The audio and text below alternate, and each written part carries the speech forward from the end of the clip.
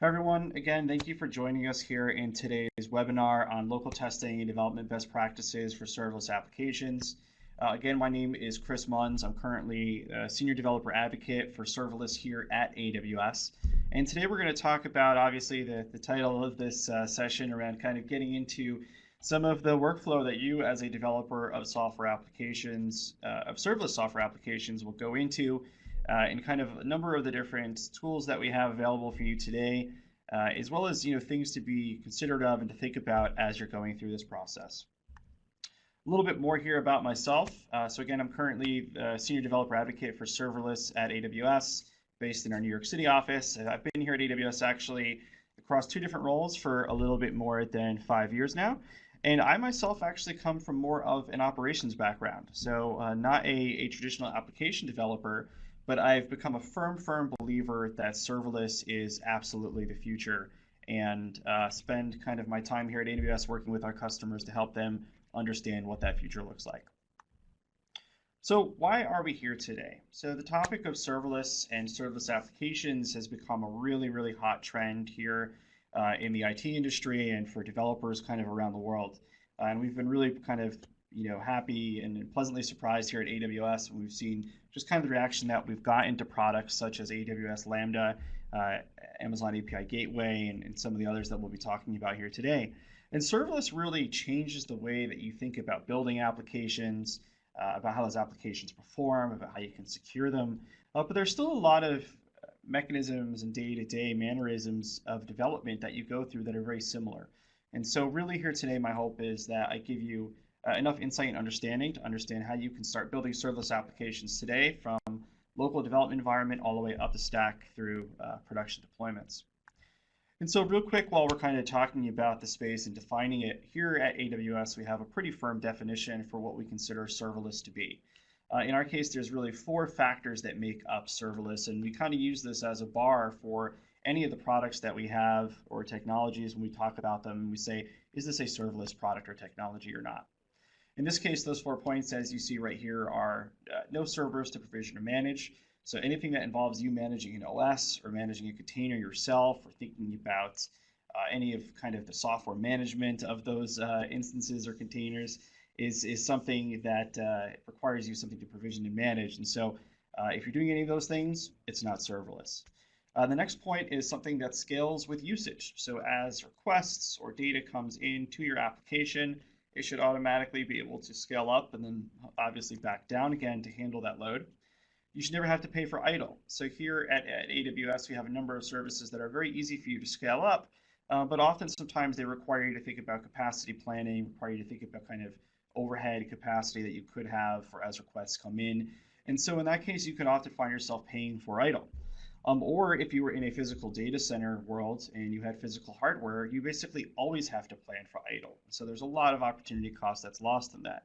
And so for us, again, one of the 4 guidelines here for serverless is that you should never have to pay for idle. You should only be paying for exactly what you're using at that time. And then lastly, availability and fault tolerance need to be built in. And so for a number of our services here at AWS, we have a concept here of regions and availability zones. And so you sometimes have to think about where your, say, instances or containers might be running in relation to that. And so again, in our world here, serverless means that you should never have to think about that. So again, these 4 guidelines are very critical to how we think about what serverless is and how we define the space for the products that we have here at AWS. Now, in the center of the serverless world for us is a product called AWS Lambda. So AWS Lambda is a compute service. You see it kind of represented here by the Lambda symbol in the middle of the slide. And as a compute service today, Lambda supports 4 native languages: Node.js, Python, Java, and C#. There's actually a number of wonderful third-party community plugins and tools that exist out there to allow you to run languages such as Go and many others. Almost kind of any language you can think of today, people have made to work inside of Lambda using one of these 4 kind of core languages. And what makes up a serverless application is a Lambda function and then an event source, and then typically your Lambda function performing some sort of business logic that involves it to interface with maybe databases, other services on the internet, what have you. And so these 3 kind of components is typically what you'll see in terms of the architecture for a serverless application. And what will happen here is our event source will have some sort of an event that comes through it, potentially changes in data state, requests to endpoints, changes in resource state, that will then go and invoke your code. When a function is invoked, we basically have compute resources that we manage behind the scenes on behalf of all of our customers. And so we take that invocation and we take your code and we fire up your code in response to it. It executes, it finishes the amount of work that it has to do. And then basically that resource is something that you no longer have to think about. And again, inside of that function, the code that you're writing can perform any kind of business logic that you need it to. So whether you're doing computation just in that code, or again, you're calling another service, all that's up to you. You can use basically any of the capabilities of these 4 languages to do those things. And so realistically, when it comes to writing an application, again, from the business logic perspective, it stays relatively the same. So again, serverless applications built around Lambda. Lambda meets the 4 principles that we talked about on the last slide. And so that's a little bit more about how we define this here. And across working with Lambda, we have a number of different very common use cases. From web applications to backends, or essentially things like microservices, to data processing, so things like real-time stream analysis, batch processing, things like MapReduce, powering the logic behind chatbots and things like Amazon Alexa. So if you happen to have a Alexa-capable device of your own, many of the things that you ask of Alexa actually end up running inside of Lambda. And then lastly, IT automation, which is kind of a good stepping stone for a lot of our customers into just kind of understanding the programming model and what's capable with Lambda. But all of these here are kind of some of the most common use cases that we see, and they cover quite a wide range of capabilities. And so as you're thinking about, what could you use this technology for, maybe try to anchor it across one of these 6 different common use cases, or buckets of common use cases, and you'll find that there's quite a lot that you can do with Lambda. Going along with this then are a number of services that we have today that can act as event sources for Lambda. There's actually, I think, almost about 20 of these today, with more on the way all the time. So we have everything from data stores to development management tools to endpoint services to event/messaging services. You can do things you see here like have cron jobs, put them behind an API gateway, put it in at the end of an IoT based device service, and lots of different things that you can do where basically as, again, data comes in, events happen, requests happen, Lambda functions are invoked, they complete your business logic, and take care of whatever the computational task is for that application. So let's talk a little bit more here about SAM. So as you saw in my intro slide, there were a number of variations of our little friend SAM there. SAM stands for Serverless Application Models. And what Serverless Application Model is a framework for building and deploying serverless applications in the world here of the products that we have here at AWS. And so what it does is it greatly simplifies what it takes for you to deploy and manage these services. Again, including things such as configuring AWS Lambda, helping to configure your event sources, and even allowing you to provision almost any kind of resource that you could think of. SAM is built on top of CloudFormation, which is another service that we have here at AWS. It's been around for quite some time now. CloudFormation is a template-driven service for, again, launching and managing resources. So, again, SAM is basically an extension that sits on top of CloudFormation, CloudFormation being the core underpinning technology below it. And SAM itself is actually an open specification, has an Apache 2.0 license. You can find it down here at the URL on this slide of github.com/AWS Labs/serverless-application model. And there you can see almost everything that we're going to talk about today in terms of SAM, the model itself, from how event sources are structured to the resource types that exist in SAM today, which are functions, APIs, and tables, a whole bunch of samples. It's really a great place to go to learn almost everything that you want to learn about SAM. So I want to focus real quick here on one aspect of SAM, which is this fact that it is a CloudFormation extension optimized for serverless. What exactly does that mean? And so CloudFormation, as I already kind of mentioned, is a template-driven service that allows you to manage, provision, and update resources running inside of AWS. These are text-based documents, so that means you can do things like version control them, you can share them, you can update and maintain them just like code. There's integration with CI and CD tools and various different development and management tools. And so it's a really flexible service for managing your AWS resources. And we now support both JSON and YAML. For a while there was just JSON, but YAML's been out now for, I think, a little almost over a year. So you can write in either of those two languages, the templates that you have, and you can provision and launch almost any resource that exists inside of AWS with CloudFormation. Let's take a little bit of a look at what it would take to launch a serverless application with CloudFormation.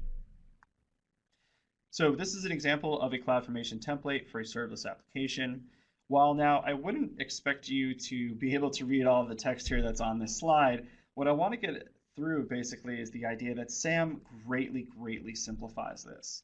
So while this is about 80 or so lines of YAML right here, SAM will shrink this down and make your life much easier. So what does it look like in SAM?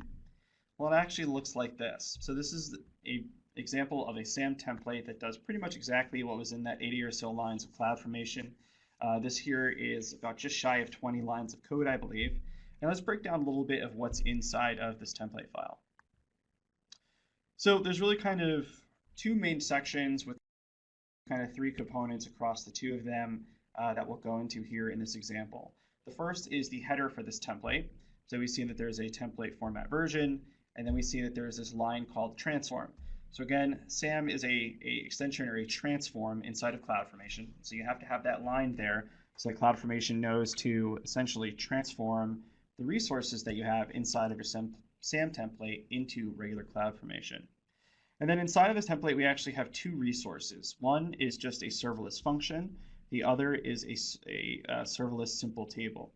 So we can see here from this function, it has kind of all the things that you would need to configure a Lambda function. It has where your code lives and the code URI. It has the handler for your function, the runtime. It has an execution policy. And then down below here where we have the events section of the properties, we can see that it's of a type API, and then we see the path and the method that are aligned with it. Now, these couple of lines here, basically where it starts at getHTML function down to method, is all that's necessary for you to configure a Lambda function, its execution policy, its event method, in this case, which is an API, mapped to this function, and the invocation permissions that are necessary for that API gateway endpoint to invoke this Lambda function. So all of those are basically tied together just in these couple lines of code without you having to further write them out or kind of go deeper into their configuration. And then lastly, in this example, we have a resource that is called list table. It is of type simple table. And what this will actually do for you is create a basic DynamoDB table with a base 5 read and write units, if you're familiar with how DynamoDB works. And what's awesome now about DynamoDB is we do consider it to be a serverless product here at AWS, as we just launched a couple months back here, autoscaling with DynamoDB. So actually, just with this couple of lines of code that you see here, we configure Lambda, we configure API Gateway, and we configure DynamoDB, all of which meet the 4 points of kind of guidelines for what a serverless application is. All of them would scale on their own. You pay just for your usage of them. They're highly available, and they don't require you to manage any servers whatsoever. So again, as you kind of see here, the power of SAM is how easily it is for you to combine all three of these services into a serverless application where you have an event source, your compute function, and then potentially a service, in this case, a database with DynamoDB where you'd be storing your data and interfacing with it. Just to give you kind of another visualization of this, the screenshot that you see here on the left is taken from a GitHub repo that we have that we're going to show later on in a demo here today. And what you have is roughly from lines 9 through 25, some resource code inside of a SAM template. And then what it generates is actually the resources that you see here in the visualization of this template. And so we see that we have a function, we have an API gateway, an API gateway stage, and then all of the permissioning and policies that are necessary to glue these things together. And again, it's roughly those shy of or so 15 lines of code that generate these resources over here that would, in CloudFormation, require many more lines of code, or if you were to do this manually in the console, require a whole lot of clicking to get through it. So again, SAM greatly simplifies your life with serverless applications, and it just changes the way that you think about building and deploying them. So SAM templates, real quickly, just rounding out some of their capabilities. Because they are an extension of CloudFormation, you can actually mix in resources into the same template that are just CloudFormation resources. So for example, S3 buckets, Kinesis streams, step functions configuration, all of those can be put into the same template, and those are very common resources with serverless applications.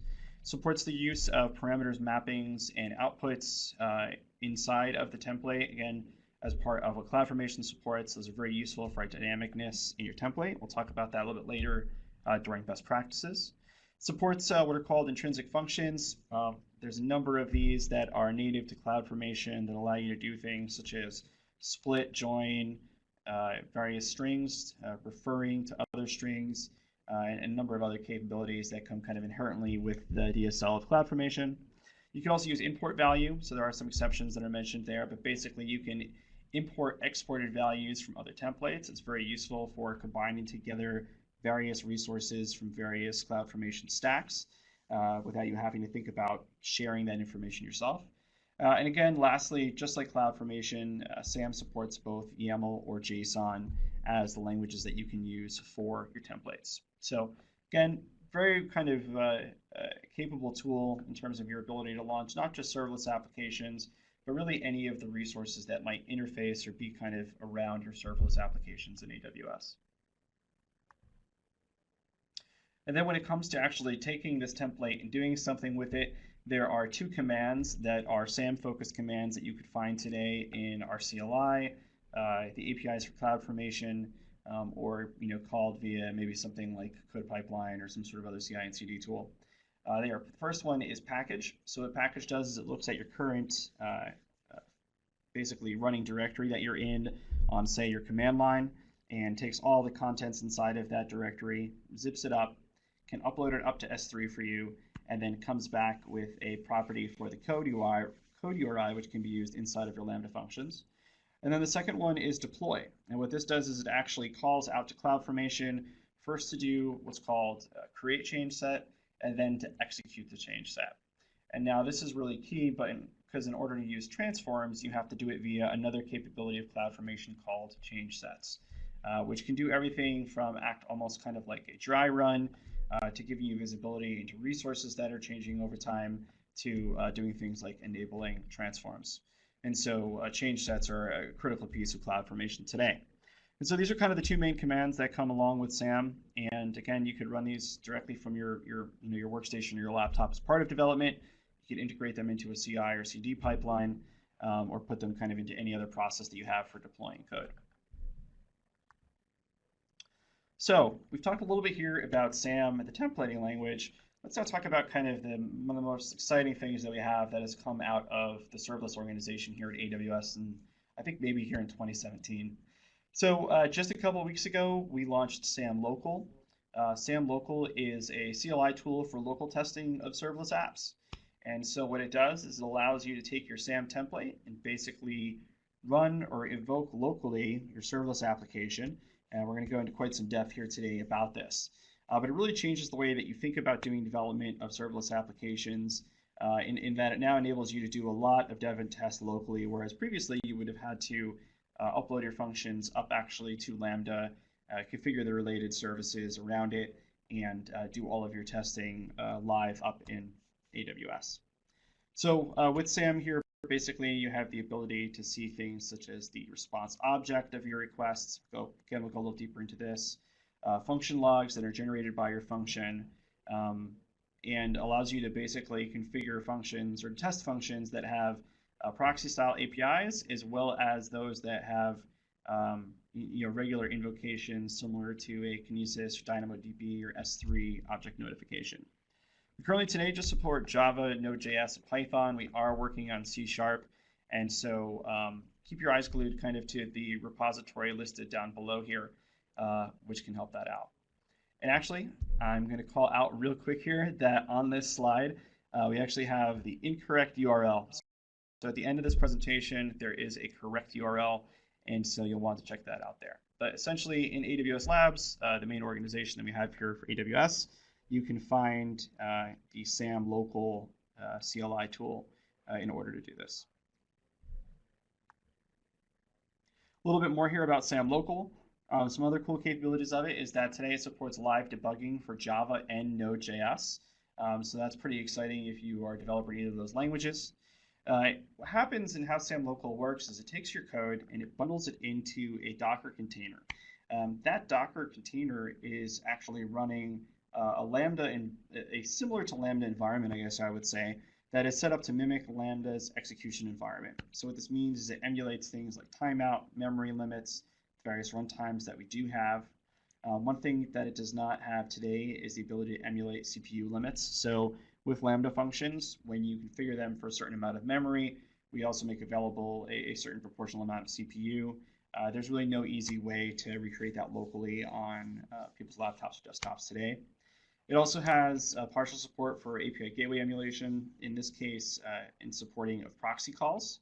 And so we do find that to be kind of the largest use case with API gateway and Lambda. And so hopefully this will help you with testing your API gateway-based applications locally as well. SAM Local is an open source tool, so it is written in Go. We are actively accepting pull requests against it, and you can find all of the issues and pull requests that are being tracked in the GitHub repository. Again, my apologies for the incorrect URL here, but we do have, I believe, the right one at the end of this presentation. So let's dive a little bit here into the AWS SAM CLI. So what you can see here is the SAM CLI executed. So I just basically here ran SAM -- help to show me a little bit more about what SAM is capable of. And we're going to dive into some of the various capabilities here, and I'll even show you some of these live and running as we go on here today. So today, SAM Local again gives you a number of different capabilities. Let's dive into kind of what those are. So again here, if we look at the commands section of our output, what we'll find is the various capabilities that we have here again. So the biggest one is local, which we'll spend a lot more time on here today. Next up is validate, which allows you to validate your templates. And then we also have the ability for you from the SAM Local CLI to package and deploy your service. And then lastly, see help for the functions that exist in CLI today. So let's look at validate here real quick. So actually, talk about one other capability here of the CLI. One is that we provide as extensive help capabilities as possible, or help information, I should say, for the CLI. So let's take a little bit at SAM validate with the help command. So if I run SAM validate -- help, it comes back and tells me the options and the usage for it, basically with any of the various arguments that might exist. And so validate is a pretty straightforward command here. As you can see here, some examples. I ran SAM validate against a template that was valid. It came back and told me that it was valid. And then I took another template and I purposefully broke some of the spacing in it. And it came back and told me that the YAML template basically was invalid and that it could not find the expected key. And now with YAML, it cares about spaces or tabs. And so that is one thing that can break your template if it does not appear to be clean. So this is a good way basically to locally validate the changes that you're making to your template to make sure that they will in fact work when sent up to CloudFormation and executed in real. Also, you do have to have a valid template in order for the local command to work properly for you. So let's take a little bit more of a dive into SAM Local itself. So SAM Local has a number of different components here today for what you can do. Today, kind of three main pieces of functionality. The first one is Start API, and this is what allows you to locally run a Lambda function as an API on your workstation or laptop or your development environment might be.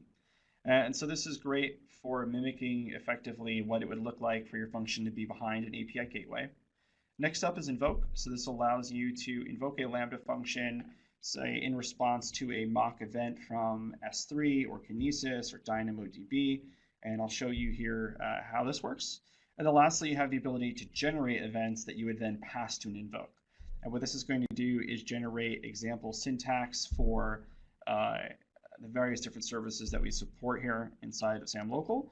And then you can just basically pipe those directly to SAM Local invoke and very easily again be able to test the functionality of your Lambda functions for services that are not API gateway related.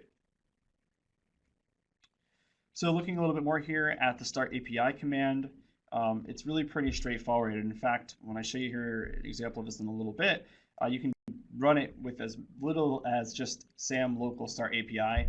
But we do actually allow you to do things such as define the port, define the host, pass in things like environment variables. You could set up a debug port for this so that you can get a little bit more information out of the process as you're testing it. You could do things like specify an optional Docker volume where your SAM file exists. And then things such as the template value, basically where your template file lives, where the log files should go to.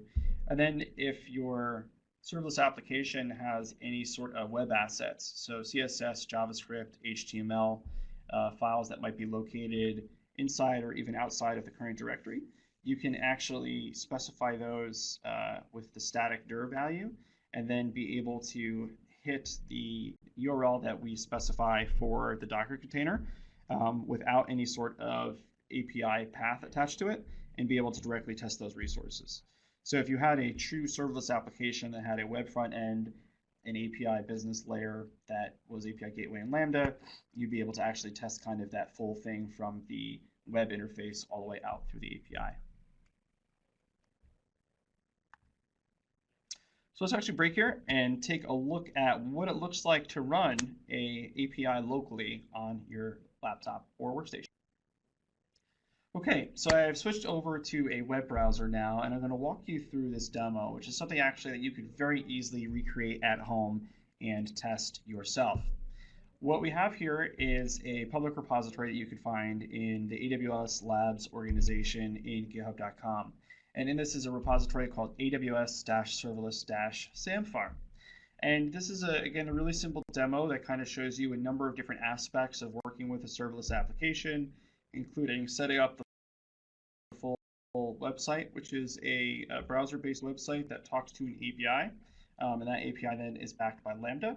And it also sets up a CI and CD pipeline for you such that you can automate the entire process. So it's a really great example of a developer workflow in the post-local aspects of working with it. So here we'll show you how to work with this locally.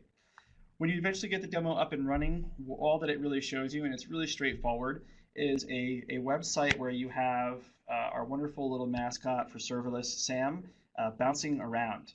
And what the API does is it returns the number of SAMs that should be bouncing around in your browser. And so as you go and change or modify the code, you can increase or decrease this number. When you go through the demo, one of the things that it does is it has you create a repo out of the master repo for the API for the service. And so inside of the API, it's really very straightforward. We have an index.javascript file. This is our Lambda function. We have our SAM file, so it's called saml.yaml. We have a build spec. This is actually used by AWS CodeBuild, another product that we have in our DevTools suite. We have our environment variable JSON, which is called beta.json. And then we have a package.json, which is basically what is used to configure some of the necessary modules and code inside of this Node.js example. So really straightforward here. When it comes to the API that is invoked, let me show you an example of it. So here in my production environment for this, I actually currently have 60 SAMs that would be loading. So I'm showing the dev URL on the other window. So again, really straightforward API. It just returns a number value for the number of squirrel SAMs that should be bouncing around. And that's it. So not the most complicated example that exists. So let me go back here to my API repo, and let's look at what would happen for me to develop this locally on my laptop. So for that, I'm going to go over to some terminal windows and show you what this looks like. So here is that code repository. Again, the same pieces of code that I have inside of my GitHub repository. Again, I have an index.javascript file.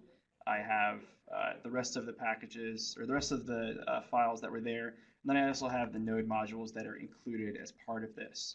And so when you are going to be doing local testing, you are going to have the node modules that are part of, let's say, a Node.js based application installed locally on your workstation or your environment.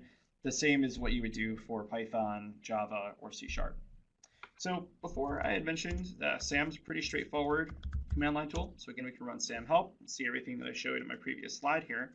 but I want to actually go and invoke this API locally. And so what I'm going to do is type SAM local start API, reference my template file, which is called saml.yaml, and hit enter. Great. Now what's happening behind the scenes here is that I already have the Docker agent installed and running in my environment. What it has done is it has gone and, since I've run this before, it has pulled down an image that we have for running Lambda locally. In this case, it actually comes from another third-party project called Lambda CLI. And so it pulls down that original container and then takes my code, puts the code into it, and fires it up. And so what I see down below here is that my API is actually now available at this address at localhost. And so I can very easily hit this API interface on my localhost IP address and get back a response from my function. So let's give this a test. Let me actually curl this. Great. So I can see here actually in the code that I have locally that it's configured right now to return 25 SAMs, essentially. That's the number that it's going to get. If I go back over to the terminal window where I had actually gone and invoked SAM local, what's really exciting about this is that I can actually see output from the function as it was executed. So I can see, for example, that in this function we output how old Lambda is, and I can show you that in the code here in a second. We see the number of SAMs to show with a multiplier, so there's two different aspects to how SAMs are shown inside this example, and then the total number, which comes out to 25. And so this again becomes really easy for me to see output to be able to test this function, and as I go forward and execute this function, I will always see the output that comes from it. Now, if I had any other custom output inside my application, it would also end up here, as well as it being able to capture any faults inside of my application. So let's go actually now look a little bit more at the code and see maybe that happening in real time. So I'm going to find my SAM farm API. Awesome. So again, I have an index file called index.js, and right now there's a variable in here, make this bigger, called SAM count, which is set to 25. And how this Lambda function works, all that it basically does is it takes SAM count, combines it with something called SAM multiplier, and then outputs that value. Now, SAM multiplier can be grabbed from an environment variable, or it can be, if the environment variable is not set to 1. Now, these environment variables actually come from a beta.json text file that's here. And so I can see here what gets passed into my application when it is running actually up in Lambda itself. So I'm going to come into this, back into my Lambda function itself, and I'm going to purposefully break this application. So let's say by accident, instead of having a number value set here, I decided to set the variable SAM count to dogs. Now, as many of you know, if you're familiar with many programming languages, what I'm now going to do is take the word dogs and multiply it by the number 1, which is not going to be valid. So I can save my code. I can come back down now to my curl. Let's pull back up the text window for the output from my SAM local. Okay, great. So in this case, it attempted to try to treat dogs as a reference. In this case, dogs was not defined. And so what I got back was an error from my Lambda function, as well as an error from the environment that my Lambda function was running in. And then I could see down here in the output from my curl command that I got the message internal server error. This basically recreates the experience of what would happen had you been able to, or had you actually uploaded this to Lambda behind an API gateway. And so what I can see now here is that my reference to dogs is not defined. I can go back into my text editor, I could find dogs, and I can correct it to say the number 10. Come back to my curl window, curl that endpoint again. I now see that I get the number 10. I can go to my CLI output, and again, I see here that there was a successful invocation of my function. Now, one thing to highlight here is that I was live editing and debugging my code without having to stop and restart this container. And so that is one of the things that SAM Local makes available to you, is the ability for you to edit that code while the container is running. And so again, you could very rapidly be writing your code and testing it to make sure that the functionality was there. So with that, I'm going to hop back into my slides and talk a little bit more about some of the other capabilities of SAM Local. Okay, awesome. Hopefully there you got to get a little bit of a glimpse into what it's like to edit and work and debug a API-based serverless function local on your own development environment. Again, we just kind of briefly went into some of the capabilities there, but again, allows you to locally test those APIs as if they were a service running directly on your workstation or your laptop or your development environment. Edit the code on the fly in reaction to the needs of you needing to change it, modify it, and instantly kind of see the same feedback that you would in, say, the Lambda console if you were testing a function locally in your terminal window. So let's talk a little bit more about some of the other capabilities here of SAM Local. So I had mentioned a little bit earlier that one of the other key capabilities of SAM Local is the ability for you to test functions that aren't API-based. For example, those that maybe would get executed in reaction to a message coming in from a Kinesis stream, an SNS notification, an S3 object notification, one of the many other services that exist out there that might be invoking your function. And so as we can see here, some of the options, pretty straightforward. Again, the ability to specify your template value, or the template file, I should say, your log file, environment variables, an actual event file. So this is a JSON file that contains the event data that you want to pass in, as well as things like a debug port, and then again, a Docker volume for the baster. So pretty straightforward, very similar in terms of the options that you have for API, the ability to do Start API. Going along with this is kind of its partner command called generate event. And what generate event does is it actually generates the JSON structure for a request. So for example, here we see the ability to generate S3, SNS, Kinesis, DynamoDB, API, or schedule events. And so this is really useful for being able to very quickly, again, mock up and test against your application based on these structures. Now you can actually take the output from generate event, put it into a text file, edit it to whatever the needs are of your application, even maybe have various different formats of that to test against things like, for example, your application's ability to capture maybe an invalid attribute inside of that. And so it's very much a helpful command in helping you be able to, again, test these types of functions. With that, let's hop back out and see actually this working and the ability to understand what it is that's happening. Awesome, so I'm back here in my command line view, and what I'd like to do is show you generate event. So in this case, pretty straightforward, SAM local, generate dash event, type help here again. And so you can see there are a number of different types of events that we could generate locally. So let's go ahead and see an S3 event.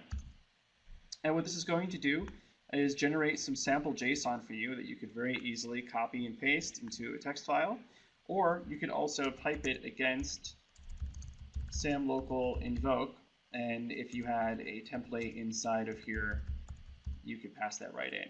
So basically what this will do is take that JSON structure, pass it into your function running locally, execute it, give you the output just like we saw with the API demo, and again, if there are any errors, any issues with your code, make it very easy for you to highlight those.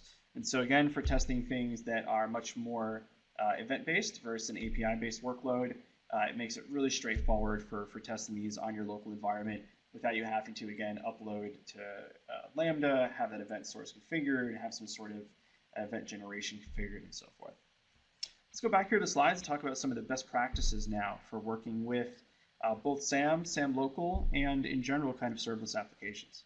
So lastly, kind of rounding out the capabilities here of SAM local, I mentioned that we have the package and deploy command. These behave the exact same way that the AWS CLI commands for CloudFormation would, or I guess basically the direct APIs for these services. So they literally just wrap those commands and are basically just a way for you to do it inside of the SAM local CLI. So let's get into some of these best practices here and some of the things that you want to think about and be aware of when you're both just developing serverless applications in general, but also working with SAM and working with SAM local. So in terms of SAM best practices, there's a couple of things that we want to think about, largely in terms of how you structure your code repositories. And this is something that comes up all the time with developers that I work with. They're always trying to figure out exactly what is kind of the Goldilocks size for a code repository, as it were. So essentially something that isn't too big or maybe isn't too small. And so these are some guidelines that I'd like to recommend that you think about when you're working with service applications. Basically, unless your function handlers share code, you should split them apart into their own Lambda files, function files, or binaries. So essentially, if you have a serverless application that has numerous handlers inside of it, multiple API function endpoints, what you really want to do is actually have those broken into individual files, as opposed to have one giant code file that has all of these handlers built into them. And it makes it a lot more maintainable, it keeps them a lot more bite-sized, and it also actually has an impact in terms of what are called cold starts in Lambda. So the larger your deployment package and the larger your code base for a given Lambda function, the more that it impacts the ability for that function to execute in terms of its initial spin-up time. And so keeping your files as small as you can and keeping them, your overall deployment package as small as you can, is one very common piece of guidelines, of guidance that will help really improve your serverless applications. Next, unless you have functions that share a common event source, split them completely into their own code repositories with their own SAM templates. So if you were an organization that was moving towards using Lambda and serverless architectures for many different aspects of your overall infrastructure, instead of having that be part of one large, say, infrastructure stack with SAM, you're actually much better kind of splitting across various different independent Lambda invocation sources versus keeping them all the same. So for example, let's say that you had functions that could be invoked via an API gateway, or you had functions that could be invoked from a Kinesis stream. Those should, as much as possible, live inside of different code repositories. And then you should make use of reusability models, such as using things like language-specific packages to share code between those various different repositories and your various Lambda functions. Another best practice I often get asked, and now with SAM Local it's a little bit different, is that you always want to validate your SAM files before committing them. So instead of waiting for CloudFormation to come back and say that you have an invalid template file and your process isn't going to be able to go forward, running the validate command as kind of a last sanity check locally before committing up to, say, your code repository, which maybe kicks off your CI and CD process, is to run this locally. And so really definitely recommend that you run a local linting tool and or the SAM CLI validate tool before doing that. And then you also want to do it inside of your CI and CD process. And now this may seem a little bit redundant, but it actually just forces a really good habit of making sure that inside of your continuous integration delivery process, you're properly testing all of the code that you have. And so in this case, testing your SAM templates both locally and in CI and CD will help give you that assurance that you're doing the right thing. And again, you want all of that to complete before you pass it up to the actual service itself for execution or for running with that template. Talk a little bit about some of the things that can be done to make your templates and make your code and your functions overall more dynamic and useful. So inside of Lambda, we have a concept called environment variables. And so these are key value pairs that you can dynamically pass to your function. They then become available to your function's code via kind of standard environment variable APIs for the language that you have. So process.env for Node.js or os.environ for Python as examples. These can also be encrypted via KMS, so via our key management service here at AWS. However, it's important to note that today we actually don't support KMS encryption inside of SAM. This is definitely something that we hope to solve in the future, but it's not something that is possible today. What's nice though about the abilities with KMS is it allows you to set really fine-grained policies for encrypting environment variables and restricting or enabling access as necessary. What's great about Lambda environment variables is it makes it really easy for you to create, say, environments per stage.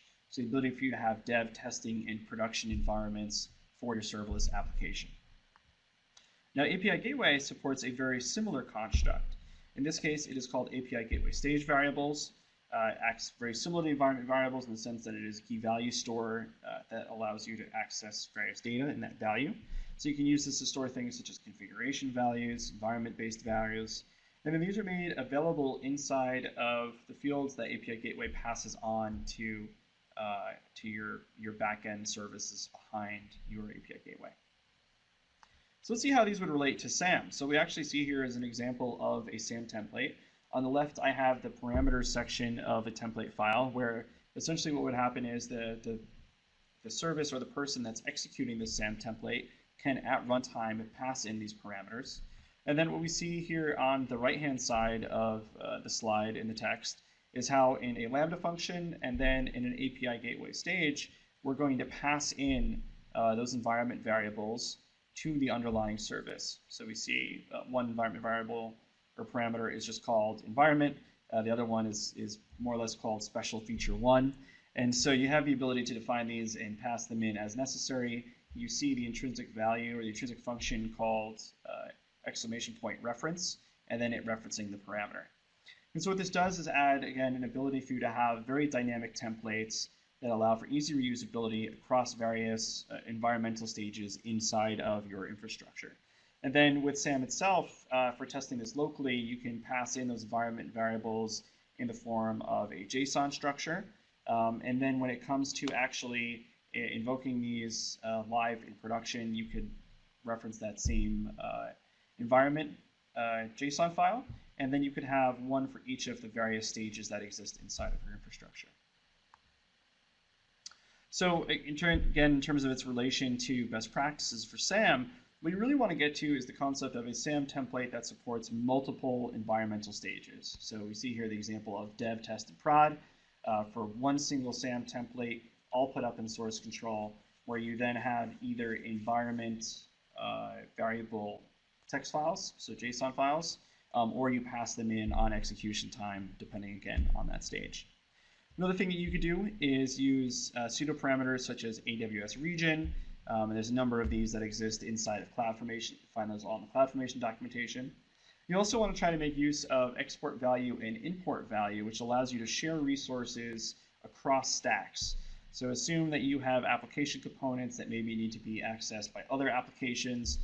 You can actually export those as part of one stack and then import them in another stack. And this could be very useful for giving IEM permissions across stack to other resources, as well as just kind of referencing things like access to other resources. And general development best practice is always to have multiple environments. So again, to have a development, test, and production environment, even potentially a DR environment in another region where you're using this same template and the same environment variable structure to enable that. So after you've done your local development, what typically happens? And we've had another webinar similar to this just a couple of months ago on kind of the CI and CD workflow for serverless. And so an example here from that is a code pipeline that represents the workflow post-local development of your serverless application. So in this example here, we have a code pipeline which has 5 stages. We have a source stage where our code is stored, in this case AWS Code Commit. We have a build stage, which is powered by Code Build, which will take our application and bundle it up into an artifact to do things like unit testing and potentially compilation. And then we have 3 different environmental stages shown. So we have our staging, we have testing, staging, and then production environments. And along the way, you see us both creating and then executing change sets, running other tests, an example of a manual handoff here in the staging stage. And so lots of different capabilities that come as part of AWS Code Pipeline, which is, again, one of our code services that you can check out. One really easy way to get started with all of our hosted development tools is to check out a service that we have called AWS Codestar. AWS Codestar, as it shows right here on the screenshot from console, lets you quickly develop, build, and deploy applications on AWS. So again, in that post-local stage where you're ready to commit your code up to a code repository and then get started with pushing it through a development pipeline, or deployment pipeline, I should say, Codestar is a fantastic way to get started, and it has a number of built-in project examples for serverless applications that you could actually do the reverse of, where you start in Codestar and then do SAM local to test those applications locally from the code that's pre-generated. You can find a lot more about the topics that we talked about today, as well as all sorts of general guidance for serverless applications by going to aws.amazon.com/serverless. We also recently launched a subpage off of this under aws.amazon.com/serverless/developer tools, which goes really in depth into things such as the code services, various frameworks that are out there from third parties and from us here at AWS, all sorts of various tools that exist for thinking about how to test serverless applications and making sure that they will meet the needs of your customers. With that, again, want to thank you very much for joining us here today.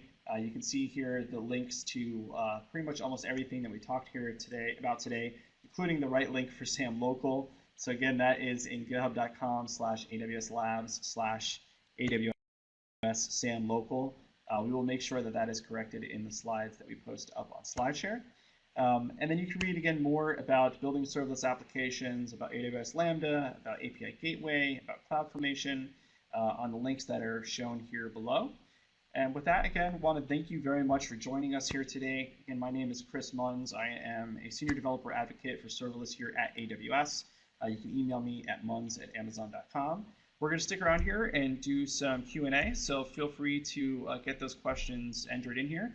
We'd also like you to please fill out the poll here. Let us know your thoughts on this webinar, what we could do better, what more you'd like to see next time, and I hope to see you here in a future webinar. Thanks again.